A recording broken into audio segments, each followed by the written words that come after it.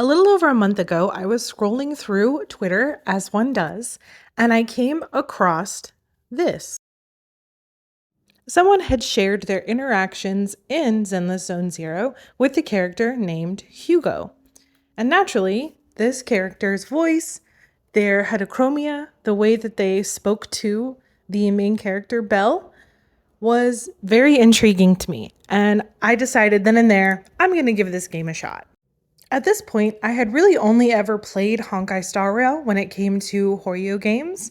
And as a gamer, I guess, I don't know if I could actually call myself a gamer, but as someone who enjoys games, I actually tend to prefer turn-based games. So the shift into action-based RPG with ZZZ was quite a change for me. And I will admit I am not the best at this game, you can see from the gameplay, but this game is just too fun. It is a blast. For those who aren't familiar, when you first start the game, you have a choice between Belle or her brother Wise. They are siblings who run a video store called Random Play, and they live on 6th Street. And at first, the game kind of makes them seem unassuming and like they're just about to be two characters that go on a zany, wacky adventure. But then as the story develops, you start to understand that there is more to these siblings than meets the eye. Belle and Wise are proxies, which are illegal guides for hire that help people navigate through the hollows that plague New Eridu. New Eridu is where they live. It is the post-apocalyptic beacon of humanity that has still survived. Hollows are essentially spherical dimensions that pop up out of nowhere and produce monsters called ethereals. The cause of the hollows themselves is not outright stated, but it is believed to be ether experimentation, corporate greed, and human experimentation. And hollows tend to form out of nowhere, and they engulf everything within the area where they form. And it is dangerous for regular people to go into the hollows. However, because when hollows form, they kind of just suck everything up and make it dangerous for you to re-enter that area, a lot of people will leave behind valuables, goods, and ancient artifacts, different things like that. So hollow raiding has become pretty popular, and that is where Belle and Wise come in as proxies.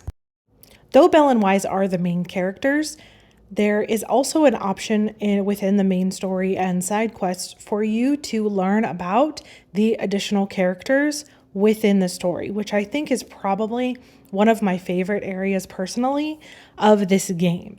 Getting to understand the backstories and conflicts and issues that these characters deal with has made my enjoyment of this game just skyrocket immensely. And I really, really think that even if you're not someone who enjoys like main stories for games, that this aspect is something that you yourself will enjoy.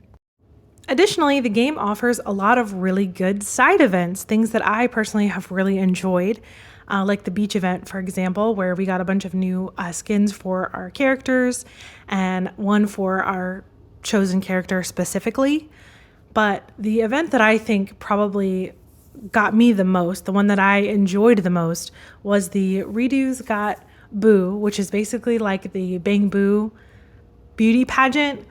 Because on the surface, it kind of looks like a little bit of a nothing event, but the ending of it, oh my gosh, brought me to tears. What a great moment. I love the Bang Boo in this game. They are probably my favorite aspect of the game as a whole.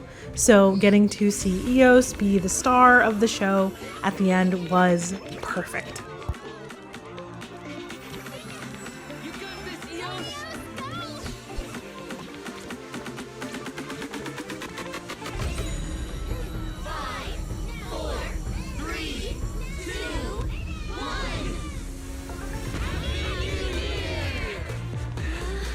Speaking of loving Bang Boo, the most recent area, Roskalifer, has tons of them and has been a very, very cool area to explore and has also added immense depth to the character stories.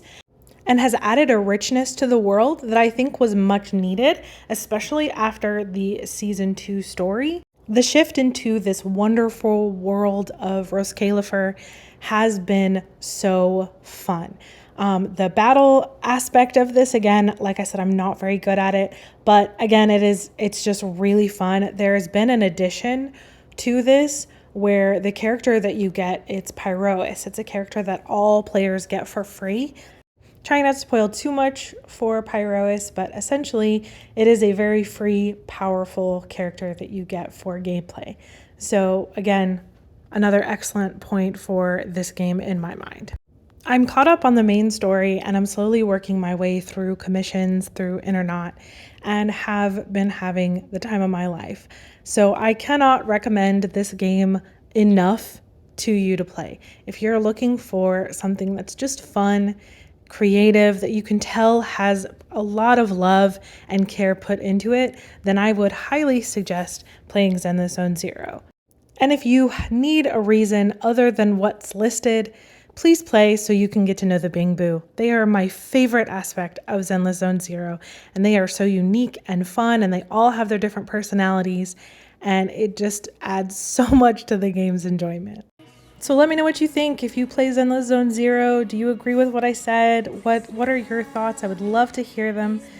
Once again, thank you so much for watching. My name is Belle, and I'll catch you in the next one.